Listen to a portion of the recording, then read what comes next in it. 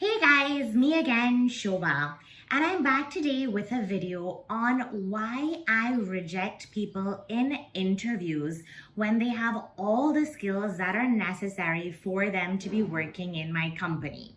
So, if you're interested in the three most major reasons as to why I would reject somebody, please stick around, watch the video, and definitely hit on that subscribe button, the like button, and the notification button. Now I'm going to go through this quickly with you. There are three major reasons. The first reason, which I am culprit of, I am guilty of myself, is unprofessional behavior. When I see someone come to me dressed shabbily, if somebody comes to me late, or if their CV is kind of not looking nice, I will reject them solely based on that without looking further. Okay, I am culprit of that. I have gone to classes and I teach in jeans and a t-shirt. My hair is not done. I'm not going to wear makeup, all of these things. And my husband tells me all the time, he says, this is your brand value. This is what people judge you on. This is your first impression that you make on people. You need to make a good first impression. I'm telling you, I don't adhere to it, but when I have to judge somebody, I judge somebody on the basis of it because I know how important it is to other people. So when you're going to an interview, make sure you have your whole game on. Otherwise, first impression, bad impression, you're gone. The second thing, and I know that this is said a lot, but I am going to explain it to you, is a lack of communication skill. Now, you must be thinking that, let's say, maybe you're not doing your ACCA, or let's say you're doing your ACCA, but you're an introvert and you like to deal with numbers, or you like to deal with back-end stuff, and that's what you're good at, and that's what you want to do. You don't want to do a lot of communication. You want to do with back-end stuff, numbers. You don't intend on doing a lot of communicating. That's great. Why do you need to have communication skills? Well, when you start off your job, great. If you have lots of back-end skills and you're fantastic with numbers and you can code and you can do this and you can do that, that's fantastic. But as you grow in the company and as you get bigger and bigger projects, let's say that one day we have a problem in our company and you're working in a team of 30 people. Let's say we have a problem in the company and we have a problem with the project that you're dealing with.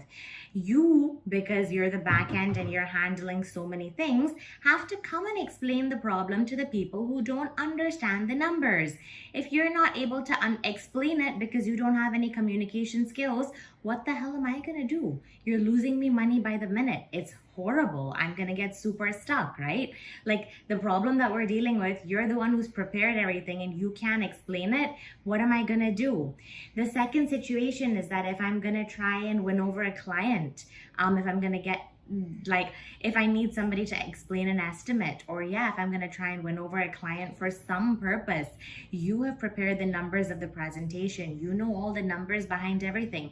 If you're not able to present those numbers, if I need you to at the last minute, I've lost the client. Again, I've lost money. Now, you're not going to get fired because of this, but I'm always going to remember in my head that you lost me that amount of money or that contract I couldn't get because you didn't have communication skills. So it's a loss for me, right? I'm not going to look upon you highly. It's going to be a big problem. So in terms of speaking with regards to communication skills, very important. If you don't have them in your interview, you may potentially get hired, but going further, I'm not sure how far you're going to get.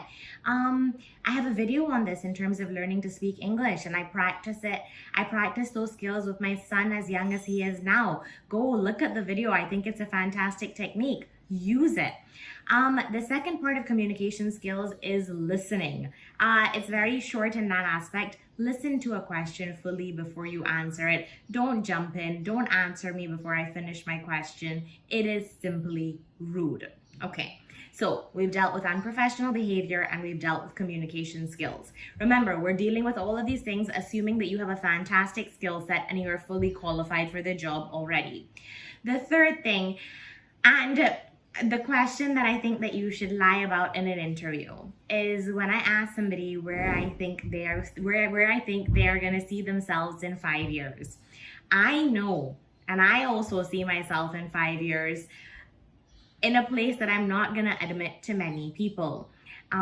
You are probably going to see yourself in a place like being an entrepreneur, having your own startup, studying in Harvard, doing lots of different things, probably not sitting in the same company that you are getting a job in right now. But understand that when I'm hiring you, the first 3 months is money being spent on you to train you.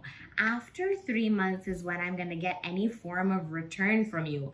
So if you're going to tell me that in 1 year you plan on going to Harvard and study, or being in your own startup, or doing this or doing that, I'm definitely not going to hire you, because you're going to end up being a bigger expense for me than you are going to be any reward. So what I would love to hear when I do ask that question is that in 5 years, I would love to be with your company, grow with your company, hopefully be in a managerial position, handle my own building projects, be in charge of my own buildings, this, that type of stuff. I think that is what I would love to hear, not something that will indicate to me that you are leaving me. Now, this reiterates to me hiring people in my company. This reiterates to my mother-in-law hiring staff to help us at home.